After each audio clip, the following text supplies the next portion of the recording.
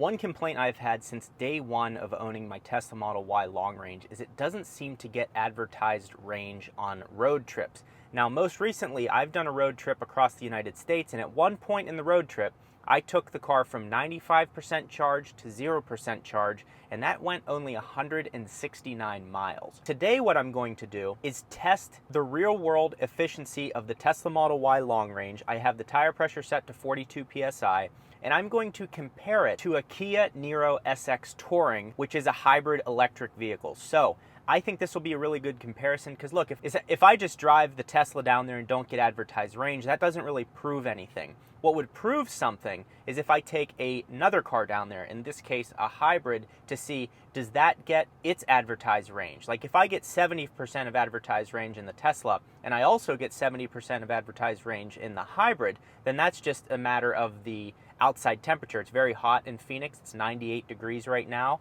at 8:46 in the morning. So today I test the Tesla. Tomorrow at 8:46 in the morning I will test the Kia. The weather is the same every day here. It's 1,000 degrees. So that's very good for making YouTube videos where you test electric vehicles. Other than that, not great. Some other parameters that we are going to be set to. We are going to be driving 5 miles per hour over the speed limit. Whatever the posted speed limit is, I'm going to go 5 miles per hour over that. And the route from Phoenix to Tucson is common for some commuters, so it's actually a useful test in terms of real-world application. Also, I'll have the cabin air temperature set to 69 degrees on auto on the medium setting. So if you want to know what I'm talking about here, medium, it says medium right there, so you can change that for auto low, medium high. We're going to put it on medium, and I'll do the same in the Kia. So yeah, we're just going to keep that humming. You'll notice here that the passenger air is not on. This was an update at one point, so if there's no one sitting in the passenger seat, it won't blow air over there to save battery. Now, if you own a Tesla and you're looking to put accessories on it, the one thing you've probably thought about putting on it is a carbon fiber spoiler. I've found an excellent one at an amazing price. It's matte carbon fiber, and it's from T-Parts. In your T-Parts kit, you'll have this little bag it comes with, along with the spoiler protected in this foam and another layer here. Look at the value here.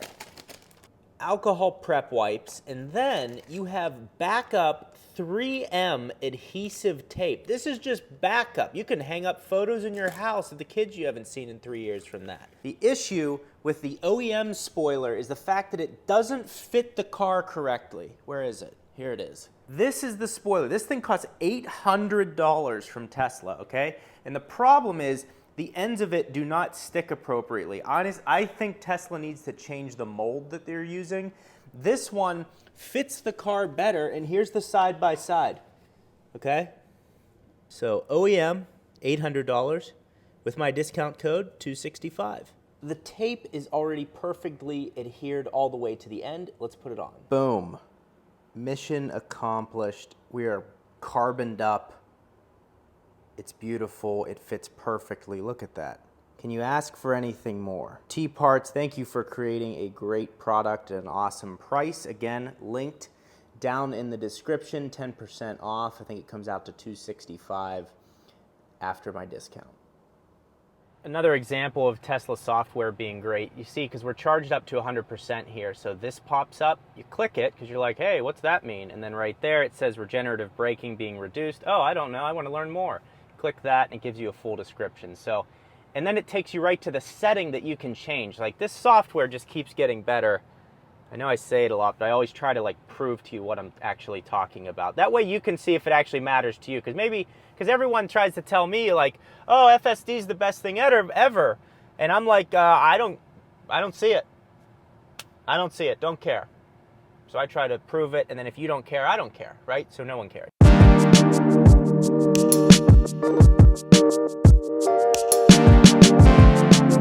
I go hard on Southside Beach. Let's check the tire pressure. We're sitting at 43 all around, minus that one there. So we're good on tire pressure. We're rolling at 70 miles per hour. It says 75 here, but I'm pretty sure we're still in the 65 section. It's gonna be 5 miles per hour over at all times. And as far as the advertised range on my car right now, when I charge my car up to 100%, according to the Tessie app, which is linked in the description, with that link, this isn't paid, with the link you get a free month of their premium subscription, so check that out. It says between 284 and 278 miles when my battery is fully charged. We'll say 284 miles is a full charge for me right now. And that equates to 89% of my original battery capacity. When I bought this Tesla Model Y long range, the rated range was 316 miles. After 61,000 miles, we're at 11% loss. My understanding is when you double the mileage on the car, it's not a linear progression. It may balance out there for a while and then drop gradually over time. The biggest loss that you're going to see in your Tesla, in my experience and talking to others, is that first 10 to 15,000 miles. It will fluctuate a lot. After that, it'll balance out. Okay, so that drive was from Arizona Mills. That's where I charged, down to this address at Tucson, just the PGA Superstore. Subscribe to Gjeebs Golf if you haven't already. Average speed, you can see 70 miles per hour. We went 82 as a max. Elevation, we went up 1,100 feet from Phoenix to Tucson, and our battery started at 100%, ended at 52%, so 48% used, going 100.9 miles.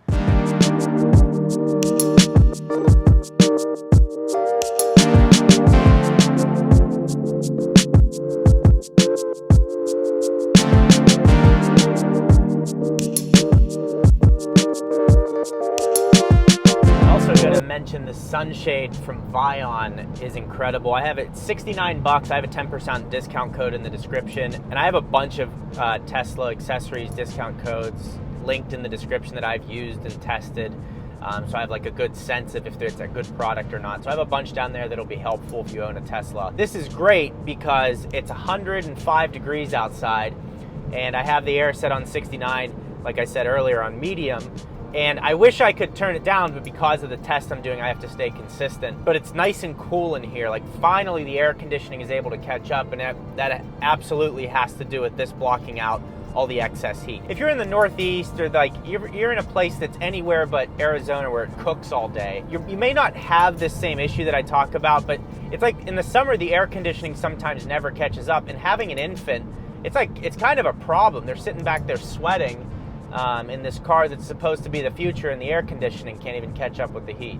And any other car, gas car I've driven or owned, no problem out here. So just because there's so much glass in this, it's not enough. There should be a layer that comes with the car that covers this, just like the ID4 has, or like any luxury car priced in this range. Arrived back with 4% battery, so let's do the math on that. So 203 miles were traveled, yet we used 273 miles of range because 4% was left on the battery. 4% of 284 miles is approximately 11. So what that comes out to be is 71.4% efficiency, and that's also what the Tessie app reflected, between 70 and 77% efficiency. So 71.4% of the rated range is what we just got in a Tesla, which is the best electric vehicle currently made. So what I'm going to do now is do the same route in a hybrid. Let's see if in a hybrid we get approximately 70% of the rated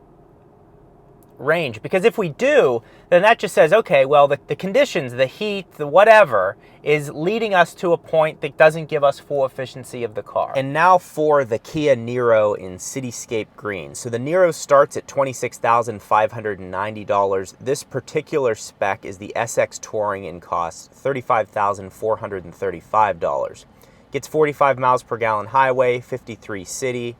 Has heated and ventilated front seats, Apple CarPlay, but the Apple CarPlay is wired, which is annoying. And the exterior color is called Cityscape Green. I'm not sure what Cityscape produces the color green, but we're going with it. There's also a plug-in hybrid version, but this is only the hybrid. So advertised range, we're currently showing 532 miles. Also, for the aircon settings, we have it on auto climate, again on the medium setting. They also have a button here, just like the Tesla, for driver only. So we'll be able to set the air settings the exact same. You can see we're on medium, 69, auto. So nice, we're able to set it to the same, and it's not wasting energy blowing air over here. Tire pressure is good. It's getting up to 110 degrees today, so we're even going to be hotter today. And we're on our way. Look at all those sheep charging. Not me. I'm in my hybrid. Things are going along nicely so far. Some things I like about this, the cruise control, so you can see I have lane keep assist on, which is denoted by that little steering wheel. So when you change lanes, it'll go off. But once you're back in that other lane, you'll see it turn green and it comes back on and it keeps you centered in your lane. So that's been a nice feature. It does have drive modes. You just have Sport, and then you have Eco, which is what I've been going in. Currently getting 43.7 miles per gallon. Car still has a 490 mile range. All right, we're back. PGA Superstore. 44.9 miles per gallon, 454 miles of advertised range, and we went 102 miles. So let's head back now. All right, I somehow lost the audio here, but as you can see, we came back and we had 333 miles of range left. Now we went 203 miles, and that got us 45.6 miles per gallon. With 203 miles traveled and 330 left, that gives us 100% or just over 100% of what it says we will get on the Kia website. And this, look at me, no audio. He has no idea all of the audio is trashed. Anyways, this is the problem. Companies make mistakes, but like, this is a pretty large error, and for me to take a car that's $14,000 less than mine and exceed the EPA rated range while driving on the highway in high heat in the same conditions for both cars, and truthfully, I actually drove the Kia a little quicker. Like, I even drove it probably on average a little faster than the Tesla, and it still delivered on its factory numbers. Here's a look at the trunk space in the Niro, blah, blah, blah, very plain. Let's skip to the back of the car. One thing that was unique on the back of the car here are these USB-C ports on either side. Just kind of the way they're positioned is interesting. You can almost use them for the front or the back. You have these slots, you have aircon here. I remember I said aircon again, and then I said, I don't even know if aircon is a US term. That's what I said here, but we lost the audio, so you'll never actually know.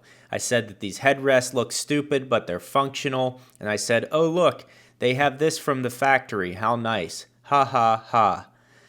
Anyways, it's a shame we lost the audio, but I think this proves a point here. I think it's something that Tesla needs to work on. We're not asking for much. We're not asking for a car that goes 500 miles. We just want a real 300 miles out of the cars that we order. Or we want whatever's shown on the Tesla website to actually happen in real life. Now, if you want to watch me compare my Tesla Model Y to a Kia EV6 GT, you can click this video right here.